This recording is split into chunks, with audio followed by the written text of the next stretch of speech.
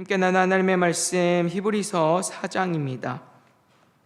히브리서 4장 14절에서 16절까지의 말씀, 신약성경으로 366페이지 전후에 있는 히브리서 4장 14절에서 16절까지의 말씀, 우리 한 목소리로 함께 합독하여 읽도록 하겠습니다. 우리 함께 읽도록 하겠습니다. 시작. 그러므로 우리에게 큰 대제사장이 계시니 승천하시니 곧 하나님의 아들 예수시라. 우리가 믿는 도리를 굳게 잡을지어다. 우리에게 있는 대제사장은 우리의 연약함을 동정하지 못하실 리가 아니요 모든 일에 우리와 똑같이 시험을 받으시니로되 죄는 없으시니라. 그러므로 우리는 긍휼하심을 받고 때를 따라 돕는 은혜를 얻기 위하여 은혜의 보좌 앞에 담대히 나아갈 것이니라. 아멘. 이 시간에는 말씀을 중심으로 해서 고난이 주는 유익 네 번째, 고난과 영광이라고 하는 제목으로 함께 은혜를 나누겠습니다. 우리는 지난주에 징계로서 주어지는 고난에 대해서 생각했습니다. 그래서 우리의 믿음의 사람들에게 주어지는 고난이라고 하는 것이 하나님께서 우리를 외면하거나 버리시는 것이 아니라 오히려 우리를 얻기 위해서 우리를 거룩하고 흠없는 하나님의 백성 되도록, 자녀 되도록 하기 위한 하나님의 사랑과 또 하나님의 돌보심이다라고 하는 사실들을 함께 살폈습니다. 그리고 이번에는 이 고난이 하나님을 영화롭게 하는, 우리가 하나님을 영광 돌리는 그러한 내용이 되어야 한다라고 하는 것들을 함께 살펴보고자 합니다. 우리가 사사기 말씀에서도 살폈지만 우리의 모든 삶의 목적은 하나님의 영광에 있습니다. 우리 성경은 우리가 무엇을 먹든 무엇을 하든지 간에 다 하나님의 영광을 위하여 하라라고 우리에게 말씀하고 있고, 이는 단순히 우리가 그냥 먹고 마시는 일만이 아니라 우리의 삶의 전 영역이 하나님께서 영광 받으시는, 우리가 하나님을 영화롭게 하는 삶이 되어야 함을 의미합니다. 그래서 우리의 믿음의 선배들은 대소요의 문답에서 이렇게 묻고 답하는데, 웨스트민스터 대소요의 문답에 이렇게 묻습니다. 사람의 제일 되는 목적이 무엇입니까? 라고 할 때 사람의 제일 되는 목적은 하나님을 영화롭게 하고 하나님을 영원토록 즐거워하는 것입니다. 이렇게 답해요. 우리 인생의 최고의 가치, 그리고 우리가 살아가는 이유와 목적은 다 하나님의 영광에 있다라고 하는 것들을 우리 믿음의 선배들은 다 고백했고 그렇게 살아갔습니다. 중요한 점은 고난 가운데서도 우리가 그렇게 해야 된다는 거예요. 고난도 우리는 하나님을 영화롭게 하는, 하나님께 영광 돌리는 삶의 내용이어야 한다는 말입니다. 우리는 누구라도 인생에 근심과 걱정이 없고 인생이 순탄할 때면 하나님께 감사하고 하나님을 즐거워합니다. 때로는 우리의 게으름으로 인해서 하나님을 잊어버리고 방종하며 살아갈 때도 있지만, 기본적으로 우리는 우리의 삶에 풍파가 없고 내 삶이 편안하면 누구라도 하나님을 영화롭게 하고 하나님을 즐거워하고 하나님께 감사하는 건 어려워하지 않아요. 별로 부담스럽지 않습니다. 그러나 고난의 때는 어떻습니까? 고난의 때 우리는 하나님께 감사하기보다는 원망하고 불평하기가 많죠. 하나님 감사합니다. 그 고난 가운데서도 하나님 함께 주셔서 감사합니다. 이런 기도 제목보다 하나님 왜 하필 나입니까? 왜 이런 고난이 내 삶에 닥쳐옵니까? 이런 원망과 불평들을 우리는 한단 말이에요. 고난의 가운데서도 우리는 마땅히 하나님을 즐거워할 줄 알아야 하고 하나님께 감사할 줄 알아야 하고 하나님을 영화롭게, 하나님께 영광이 되어야 하는데 우리는 그렇게 하지 못할 때가 많아요. 그러나 성경은 분명히 우리에게 말씀합니다. 우리의 삶이 순탄할 때만이 아니라 그때만 하나님을 즐거워하고 기뻐할 것이 아니라 내 삶에 내 의지가 뭔가 꺾이고 실패가 있고 낭망이 있고 낙심이 있는 그럴 때라도 내 삶이 엉망진창이 되고 진흙탕에 빠져서 정말 사면초 같은 어려움에 있을 그때라도 하나님을 찾고 하나님을 의지하고 하나님을 영화롭게 할 수 있어야 된다라고 성경은 말씀하고 있어요. 특별히 우리가 삶의 자리에서 고난의 순간에서도 하나님을 영화롭게 한다라고 하는 것이 얼마나 중요한 일인가를 우리는 생각을 해야 합니다. 고난 가운데서도 우리가 하나님을 신뢰한다라고 하는 것은 우리가 하나님과 나와 일대일의 관계에서만 하나님께 영광이 되는 일이 아니에요. 세상을 향하여서도 하나님의 영광을 선포하는 일이 된다라고 하는 사실들을 우리는 깊이 생각을 해야 합니다. 왜냐하면 그 어려운 순간조차도 하나님이 내게 주시는 유익이고 하나님이 내게 주시는 은혜라고 하는 사실들을 우리는 하나님을 신뢰하는 가운데, 하나님을 의지하는 가운데 드러나 보여지기 때문이에요. 그래서 우리는 고난조차도 하나님 앞에 하나님을 영화롭게 하는, 우리가 하나님께 영광 돌릴 수 있는 삶이 되도록 힘쓰는 사람들이 되어야 합니다. 그래서 우리가 이렇게 하나님을 영화롭게 하기 위해서 고난 가운데 우리가 가져야 되는 내용들이 있어요. 첫 번째로는 하나님은 우리가 마땅히 신뢰할 만한 분이라는 사실들을 잊지 말아야 합니다. 히브리서는 기본적으로 율법을 잘 알고 있는 유대인들에게 복음을 증거하기 위한 목적에서 기록이 된 서신이요, 특별히 고난 가운데 있는 성도들을 위로하고 격려하여서 그들이 끝까지 믿음으로 승리하도록 하기 위한 목적이 히브리서가 가지고 있는 중요한 내용입니다. 그 가운데서 오늘 본문 14절에 우리에게 이렇게 말씀해요. 그러므로 우리에게 큰 대제사장이 계시니 승천하시니 곧 하나님의 아들 예수시라. 우리가 믿는 도리를 굳게 잡을지어다. 아멘. 지금 히브리서 기자가 이 독자들에게 무엇을 요청합니까? 하나님의 말씀, 주님이 가르쳐주시는 그 복음, 그것들을 내 삶에 고난이나 어려움이 있을 때 없는 듯이 여기지 말고 어떻게 하라고 말해요? 더 굳건히 붙잡으라 라고 우리에게 소개하고 있어요. 거짓 교사들의 유혹이 있고 내가 믿음 때문에 당하는 환난과 고난이 있고 다 이유를 알 수 없는 고난들이 찾아오고 어려운 순간이 있다 하더라도 우리는 믿음을, 복음을, 말씀을 버리는 사람들이 아니라 오히려 더 그것들을 붙잡을 수 있는 사람들이 되어야 한다라고 소개를 합니다. 근데 이렇게 할 때 이유가 있어요. 그렇게 할 수 있는 이유가 있어요. 우리 주님께서도 그 고난을 감당하신 선하고 인자하신 하나님이시기 때문이다라는 거예요. 15절에 우리에게 이렇게 말씀해요. 우리에게 있는 대제사장은 우리의 연약함을 동정하지 못하실 이가 아니요 모든 일에 우리와 똑같이 시험을 받으신 이로되 죄는 없으시니라. 아멘. 여기서 히브리서 기자는 고난 중에 있는 성도와 교회들에게 엄청난 위로와 소망을 전달하고 있어요. 우리만 힘들고 우리만 아프고 우리만 고난 당하던 게 아니라 우리 주님께서도 친히 먼저 고난 당하셨다라는 거예요. 주님께서 고난 당하셨다라고 하는 말은 그냥 나만 힘들고 나만 고통스러운 게 아니라는 거예요. 주님이 고난 당하셨다라고 하는 것은 우리가 이 고난을 피할 것이 아니라 우리 주님도 고난 당하셨기 때문에 우리도 마땅히 받아야 하는 일로 생각해야 한다라고 하는 거예요. 특별히 우리 주님께서 고난 당하셨다라고 하는 의미는 굉장히 중요한 의미를 우리에게 전달해 주고 있어요. 우리가 하나님을 어려운 중에서도 신뢰할 만한 그런 근거들을 마련해 주는 거예요. 왜냐하면 하나님께서 우리를 고난 가운데 그냥 내버려 두시지 않았기 때문이죠. 여러분 한번 생각을 해보세요. 누군가가 어떤 일에 대해서 이건 중요하니까 이렇게 해야 돼, 저렇게 해야 돼 말은 하는데 정작 그 사람은 안 한다고 한번 생각을 해보세요. 그럼 누가 그 말을 신뢰하고 따르겠어요? 예를 들어서 우리가 예배해야지, 기도해야지 권면할 때가 있는데 정작 그 말하는 사람이, 그 권면하는 사람이 예배 태도가 엉망이에요. 기도가 없어요. 그런데 누가 그 말을 듣고 기도해야 되겠구나, 내가 예배해야 되겠구나 하는 사람이 어디 있겠습니까? 우리 주님도 마찬가지라는 거예요.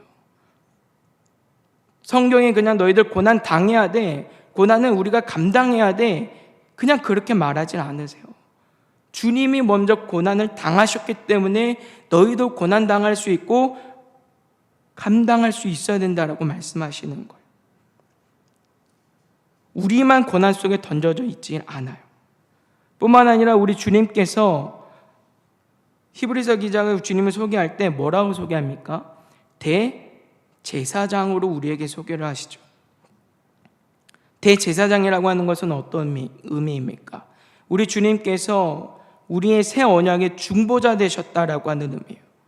우리 주님께서 십자가에 못 박혀 죽으시고 부활하심으로 말미암아 하나님과 우리의 사이를 화목하게 하셔서 우리가 하나님 안에 거하여 살아갈 수 있도록 하신다라고 하는 의미가 여기에 담겨져 있잖아요. 그런데 왜 주님이 이 일을 하셨어요? 누구 때문입니까? 우리 때문인 거예요. 죄인된 우리를 얻기 위해서, 죄인된 우리를 하나님과 화목하게 하기 위한 목적에서 대제사장이 되셨단 말이에요. 그리고 이 일을 위해서 우리 주님은 어떻게 하셨어요? 고난당하셨다라고 하는 거예요. 자기 자신을 위한 일이 아니에요. 우리 주님께서 그렇게 하셔서 우리에게 어떤 대가나 어떤 보상을 얻으신 것도 아니고요. 그렇다고 우리가 주님의 죽으심과 이 고난에 대해서 잘 알아들이는 것도 아니에요. 그런데도 불구하고 우리 주님은 기꺼운 마음으로, 즐거운 마음으로 고난당하셨고 그 고난을 통해 우리를 얻으셨단 말이에요. 이것이 우리에게 의미하는 바가 무엇입니까?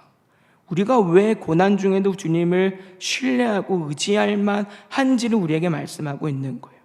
우리 주님께서도 몸소 고난 당하셨는데 그 주님이 얼마나 선하시고 얼마나 인자하시고 얼마나 자비로우신가를 보라는 거예요. 우리만 아프고 우리만 고통스럽고 우리만 눈물 흘리는 게 아닌 거예요. 주님이 함께 울어주시고 함께 아파하시고 그분이 우리 주님이시라는 거예요. 그리고 그 주님이 우리에게 말씀하고 계세요. 내가 고난당했으니 너희도 고난당할 수 있어야 한다라고 하는 거. 그렇기 때문에 우리는 고난 중에도 마땅히 하나님을 신뢰하고 하나님을 의지한다라고 히브리서 기자는 우리에게 소개하고 있어요. 뿐만 아니라 히브리서 기자는 고난 중에서 우리가 하나님을 신뢰하고 의지할 만한 이유에 대해서 위로가 있다라고 또 우리에게 소개를 합니다. 15절의 말씀에 보시면 히브리서 기자는 우리 주님께서 우리의 연약함을 동정하신다라고 그렇게 소개해요. 그리고 그 이유에 대해서는 모든 일에 우리와 똑같이 시험을 받으셨기 때문이다 그렇게 말합니다. 여기서 말하는 연약함이라고 하는 것은요, 우리의 배고픔이나 추위나 더위나 또는 어떤 우리의 질병이나 육신적인 그런 어려움도 포함하지만 우리 안에 있는 두려움, 염려, 근심과 같은 우리 안에 있는 모든 마음의 문제들을 다 말씀하고 있는 거예요. 특별히 죄악의 문제에 있어서 우리가 얼마나 쉽게 유혹당하고 얼마나 쉽게 넘어질 수 있는지에 대해서 성경이 우리에게 말씀하고 있는데 중요한 점은 주님이 이걸 아시는 거예요. 근데 이걸 아실 때 어떻게 하시느냐면 전지전능하신 하나님이시기 때문에 아시는 게 아니라 우리 주님께서 몸소 그것을 경험하셨다는 거예요. 그래서 여기서 말하는 동정이라고 하는 말의 원어적 의미들을 살펴보시면요, 그냥 어떤 감정이입이 돼서 그냥 불쌍히만 여기거나 안타까워하는 정도를 의미하는 게 아니에요. 그것을 뛰어넘어서 내가 직접적으로 그 고통과 그 아픔을 경험했기 때문에 갖는 안타까움이고 불쌍함이라는 거죠. 그러니까 내가 직접 경험함으로 인하여서 어떤 사람의 그 아픔과 그 경험들을 함께 공유하고 느끼는 그 심정을 말하고 있는 거예요. 우리 주님께서 우리를 불쌍히 여기시는 것은 그저 전지전능하신 하나님이시기 때문에, 멀리 떨어져 있는 분이시기 때문에 그냥 아시는 게 아닌 거예요. 내 아픔, 내 상황, 나와 같은 억울한 그 모든 것들을 우리 주님도 실제로 몸소 경험하셨기 때문에 아시는 부분이다라는 것이죠. 이것이 우리에게 주는 위로가 무엇입니까? 누구보다 주님이 내 아픔을 아신다는 거예요. 알아주시는 거예요. 아무도 내 외로움과 아무도 내 아픔과 내 억울함에 대해서 모를 때, 정말 위로가 필요함에도 불구하고 정말 위로가 되지 않는 그때 우리 주님은 알아주신다는 거예요. 그렇기 때문에 우리 주님은 그 어려움 속에서 우리에게 무엇이 필요한지, 우리에게 무엇이 가장 좋은지 아시는 거예요. 그리고 그것을 도우실 수 있다라고 성경 우리에게 말씀하고 있어요. 고난 가운데 주어지는 위로예요. 주님만 고난당하신 게 아니라, 우리만 고난당하라고 하나님 내버려 두시는 게 아니라 주님이 함께 고난당하셨고 먼저 고난의 모범이 되어주시고 또 그 가운데서 내 아픔과 내 슬픔과 내 절망과 내 억울함과 내 모든 이 고통들을 우리 주님이 몸소 체험하심으로 말미암아 내게 가장 필요한 것과 도움이 무엇인지를 알아주신다라고 하는 것. 그래서 그 고난 가운데서도 하나님이 우리를 도우시고 채우신다라고 하는 위로가 여기에 있는 것이죠. 그래서 히브리서 기자는 고난 가운데서도 우리는 하나님을 신뢰하고 하나님을 의지할 수 있다라고 설명하고 있어요. 우리는 때때로 누군가를 위로하거나 위로받을 때가 있어요. 그러나 내가 직접적으로 어떤 상황을 경험하지 못했거나 알지 못한다고 한다면 누군가의 아픔을 우리는 위로할 수 없습니다. 오히려 내가 경험하지 않고 건네는 힘내세요 또는 기도하세요, 기도하면 되지, 이런 말들이요, 아픈 중에 있는 이에게는 더 큰 상처가 될 수도 있어요. 그걸 몰라서 기도하지 못하는 게 아니거든요. 근데 정말 내가 기도할 수 없을 만큼 그 심정이 낙심이 되어 있는 상황인데 내가 그 심정을 헤아리질 못하는 거예요. 그러니까 나는 그냥 이렇게 하면 되지 않고 말하는 건데 그것이 오히려 이 사람에게 더 큰 아픔이 되고 상처가 될 수도 있는 거죠.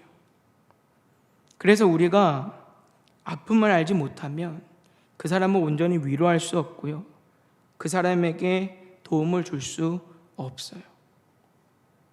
근데 우리 주님은 그렇지 않다고 말씀하세요. 누구도 몰라줘도, 아무도 몰라줘도 우리 주님은 다 아신대요. 알아주신다고 말씀하고 있어요. 그렇기 때문에 오늘 성경의 기자는 오직 하나님만을 우리의 삶의 피난처 삼아야 된다고 권면하고 있습니다. 그래서 우리는 고난 중에서도 우리에게 하나님이 얼마나 선하신 분이신가를 기억하고 또 그 고난 중에서도 우리의 위로 되시는 하나님의 능력과 그 은혜가 얼마나 큰지 생각해서 오직 주님만 찾고 주님께만 의지하는 사람들이 되어야 하는 거예요. 그럴 때 비로소 우리가 고난 가운데서도 하나님을 영화롭게 할 수 있고 고난 가운데서도 하나님을 즐거워할 수 있어요. 마태복음 12장 20절은 우리에게 이렇게 말씀합니다. 상한 갈대를 꺾지 아니하며 꺼져가는 심지를 끄지 아니하기를 심판하여 이길 때까지 하리니. 아멘. 이 말씀은 이사야 42장 3절의 말씀을 인용할 말씀입니다. 여기서 상한 말이라고 하는 것은 그냥 가벼운 어떤 상처나 이런 것들을 얘기하는 게 아니에요. 정말 생명을 좌지우지할 만한 어떤 치명상을 입은 상태를 이제 말하는 것이죠. 이것으로 볼 때 상한 갈대라고 하는 것은 아직 부러지지는 않았지만 한쪽으로 다 꺾여져 가지고 이 알맹이들을 맺을 수 없는 그런 상태를 의미를 합니다. 그런데 그런 갈대를 주님은 꺾지 않으신대요. 필요 없다고 버리지 않으세요. 왜 이것밖에 안 되라고 외면하지 않으시는 거예요. 그 갈대에 무엇이 필요한지, 어떤 도움이 필요한지 하나님 아시고 우리 주님 회복시키실 수 있다라고 말씀하세요. 오히려 그 어려운 이들을 불쌍히 여기시고 돌보시고 회복시키시는 은혜가 우리 주님께 있다는 말이에요. 그래서 오늘 본문 16절에 우리에게 이렇게 말씀해요. 그러므로 우리는 긍휼하심을 받고 때를 따라 돕는 은혜를 얻기 위하여 은혜 보좌 앞에 담대히 나아갈 것이니라. 아멘. 히브리서 기자는 고난 중에 있는 성도들 향해서 더 적극적으로, 더 힘써서 하나님을 찾는 자들이 되어야 함을 권면합니다. 유대인들에게 있어서 하나님 앞에, 그 보좌 앞에 나아가는 것은 자신의 생명을 걸지 않으면 안 되는 일이에요. 그들에게는 하나님의 보좌 앞에 나가는 것은 굉장히 두려운 일입니다. 그러나 히브리서 기자는 우리가 주님 안에서 하나님 앞에 이제는 누구라도 필요할 때 하나님을 찾을 수 있고 하나님의 도우심을 받을 수 있는 사람들이 되었기 때문에 하나님 앞에 나아가라고 권면하고 있어요. 고난 중에 다른 것 찾지 말고 하나님만 찾고 하나님을 신뢰하는 가운데 하나님이 주시는 도우심을 얻으란 말이에요. 하나님만을 내 삶의 피난처로 삼으라는 거예요. 주님이 아니고서는, 하나님이 아니고서는 내가 아무것도 할 수 없고 나를 도울 수 없음을 믿고 나아가야 된다라는 거예요. 그럴 때 우리에게 주어지는 큰 은혜가 무엇입니까? 긍휼히 여기심과 때를 따라 돕는 은혜가 있는 거예요. 하나님 안에 우리의 도움과 우리의 피난처로 삼고 하나님을 신실하게 신뢰하고 의지할 때 우리 주님은 그 사람을 반드시 불쌍히 여겨주십니다. 그리고 반드시 그에게 가장 필요한 것과 가장 좋은 것을 살피시고 하나님께서 정하신 가장 좋은 때에 공급해 주실 것을 오늘 히브리서 기자는 증거하고 있어요. 이렇게 선하고 이렇게 인자하시고 이렇게 자비로우시고 사랑이신 하나님이시기 때문에 우리는 마땅히 고난 중에도 하나님을 원망하거나 하나님을 불평할 것이 아니라 하나님을 더욱 신뢰하고 하나님을 의지하는 가운데 하나님을 찾는 사람들이 되어야 해요. 고린도전서 10장 13절은 이렇게 증언합니다. 사람이 감당할 시험밖에 너희가 당한 것이 없나니 오직 하나님은 미쁘사 너희가 감당하지 못할 시험당함을 허락하지 아니하시고 시험당할 즈음에 또한 피할 길을 내사 너희로 능히 감당하게 하시느니라. 아멘. 하나님 반드시 고난 중에도 도우시는 은혜가 있어요. 예레미야가 3장 32절과 33절은 이렇게 말씀합니다. 그가 비록 근심하게 하시나 그의 풍부한 인자하심에 따라 긍휼히 여기실 것임이라. 주께서 인생으로 고생하게 하시며 근심하게 하심은 본심이 아니시로다. 아멘. 때때로 우리가 고난의 상황들을 만나지만 하나님께서 우리를 그냥 괴롭히기 위해서, 우리를 망하고 넘어뜨리기 위해서 그 자리에 있게 하시는 것은 아닌 거예요. 하나님께서는 분명한 목적과 의도를 가지고 우리를 그 자리에 있게 하시는 것입니다. 우리에게 필요하지 않고 우리에게 유익하지 않다고 한다면 우리의 삶에 일어나는 모든 일들은 있을 수 없는 것들이에요. 그렇기 때문에 우리는 고난 가운데서 하나님께서 함께 하시고 하나님이 주시는 도우심이 있음을 믿고 하나님의 선하심을 의지하고 바라볼 수 있는 믿음의 백성들이 되어야 합니다. 그것이 고난 중에서 우리가 하나님을 영화롭게 할 수 있는 방법이에요. 사랑하는 성도 여러분, 오늘 우리는 말씀을 통해서 고난이 하나님을 영화롭게 할 수 있는, 하나님께 영광을 돌리는 방편이 된다라고 하는 사실들을 교훈받습니다. 이것이 우리의 삶의 고난 가운데 누리는 유익이에요. 고난조차도 하나님을 내가 영화롭게 할 수 있다, 내가 하나님을 누릴 수 있다라고 하는 것.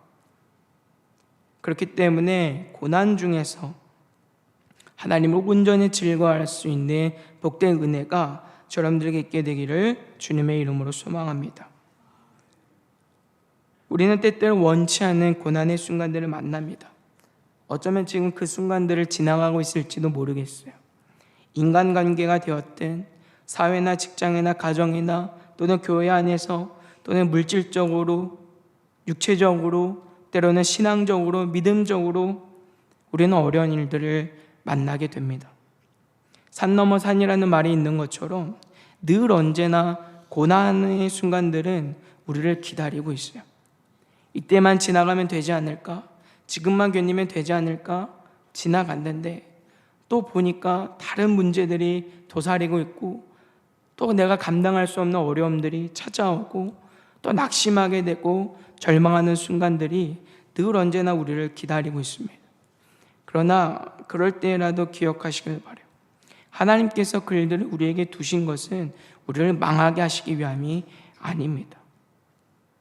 그것들이 우리에게 필요하고 또 그것들이 우리에게 유익하기 때문에 하나님이 두신 일들이지 하나님께서 우리를 망하게 하기 위해서 두신 일들이 아니에요. 하나님은 그런 악한 하나님이 아니십니다. 하나님은 선하시고 사랑의 하나님이시지 멸망하고 저주하시는 악한 분이 아니세요. 그렇기 때문에 어떤 어려움 중에라도 하나님을 바라볼 수 있고 하나님을 의지하는 그 믿음을 놓치지 않을 수 있기를 주님의 이름으로 부탁을 드립니다. 그래서 우리 모두가 하나님을 향한 신뢰와 의지함을 통해서 오직 하나님만을 영화롭게 하고 하나님만을 기뻐하고 즐거워하며 살아가는 하나님의 영광을 선포하는 믿음의 사람들로 살아갈 수 있기를 주님의 이름으로 부탁을 드립니다.